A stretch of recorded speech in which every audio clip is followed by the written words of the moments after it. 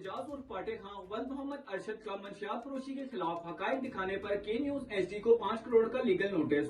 तफसीलात के मुताबिक थाना गला मंडी को 38 से जायद इरादे कत्ल, मंशियात फरोशी, कुमारबाजी के पर्चों में मतलूब एजाज उर्फ पाटे खां का के न्यूज एचडी की खबर नशर करने पर लीगल नोटिस।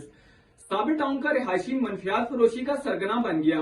अदालत उज़्मा के फैसले के मुताबिक एजाज उर्फ पाटे खां की फुल फैमिली मंशियात फरोश डिक्लेयर कर दी गई, फिर भी पुलिस पकड़ने में नाकाम नजर आती है। साबिर टाउन की गला मंडी की आवाम ने वजीर आला Punjab Sardar Usman Buzdar, IG Punjab, RPO Sahiwal, DPO Sahiwal से अपील की है कि इसको फिलफौर गिरफ्तार करके कार्रवाई अमल में लाई जाए ताकि माशरे से इस नासूर को खत्म किया जा सके।